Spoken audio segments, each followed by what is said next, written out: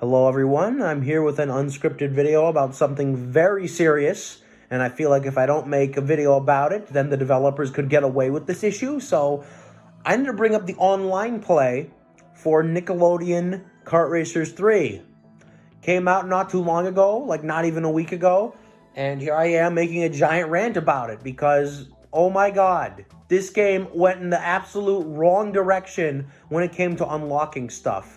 And they really took it a step forward here because the online mode has unlockables that are exclusive to it. Like regular unlockables that you're supposed to unlock for the main game, but they're exclusive to online mode. This is ridiculous.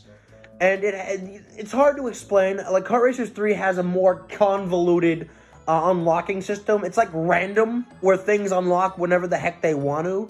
Unlike Kart Racers 2, where things seem to unlock at like an understandable way. For example, like every time you beat a cup for the first time, you get a pit crew member. And if you get all stars on all of the cups, you get an extra one for doing so. Like, for example, you do all stars on hard, you get the dirty bubble. None of that in the third game. It's all random. It makes no sense, no rhyme or reason. And, you know, if that wasn't bad enough, the online mode is also kind of botched like that. First 3 races you win, you get like 3 things in a row. That's what happened with me. And then after that, you stop getting stuff. After a while, you get something else. And then after a while, you get something else. After a while, you then get Helga, who is one of the playable characters in the game and is in the advertisements pretty frequently. So how the heck can you advertise a character in the game if you can't even unlock them by normal means? That is so messed up. And especially for people who want to unlock all the characters, this is so messed up that they're locking a character behind an online paywall. Because, you know, you need a membership to play online. Unless you're on Steam, but I'll get to that. And sometimes, most people can't afford a membership. So, it would be fair if the collectibles were only to the base game. That's what the second game did. That had an online mode, and to my knowledge, there are barely any unlockables associated with it. I remember I only had one more thing to unlock, and that's for beating Insane Mode, which is full-on broken in that game, and I do not want to talk about how it was in this game, because, oh god.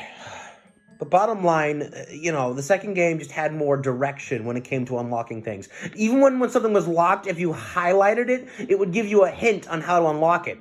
In the third game, that doesn't happen. There's nothing. This game shows no mercy. So, like, you know, but then again, I feel like this was a cover-up. Because if they said, play more online games to unlock this, yeah, that would, you know, that would probably give it away. So maybe they were trying to sneak this under the radar. Well, no, people have found out. So, you know, we need to get this fixed, guys, because this is not ideal. And the big problem is that even if people do have the memberships and are actually willing to pay for them, or if they're playing on Steam for free, what happens when people stop playing the game? Game Mill Nickelodeon games are like memes, where they eventually die and people stop playing them. And this game is honestly starting to show that on some systems. Like, I play on Xbox Series X, and there's barely anybody on there. Yeah, I had to buy a membership just to try and unlock everything. I only have it for a month, too, so that's another thing.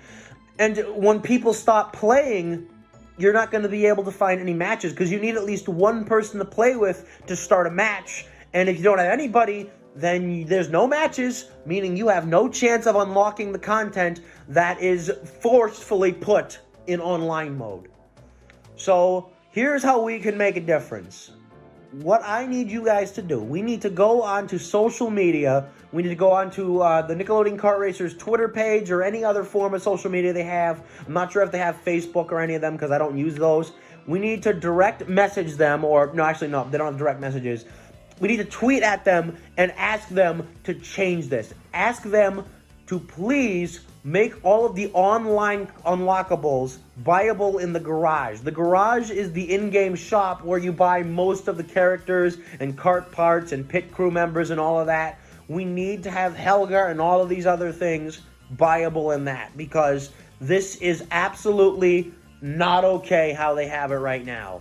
So please, go to Twitter. I'll leave a link to their Twitter page in the description. I'm not sure about the other social media pages because I don't have anything other than Twitter. And we need to message them and tell them to change this. Because if we don't, then at some point in time, probably like a year from now, or maybe even less than a year from now, these are going to be full-on impossible to get without somebody who also has the game and a membership on the console you have. So with this said, thank you all for watching. I hope you enjoyed. I hope you consider helping this cause because I do not want to see people who end up buying this game later on down the line to have the struggle of not unlocking this stuff. Be sure you'll follow me on Twitter. I also have some posts about it over there, so make sure you go over, check those out, and retweet those. And let's try to make a difference here, guys.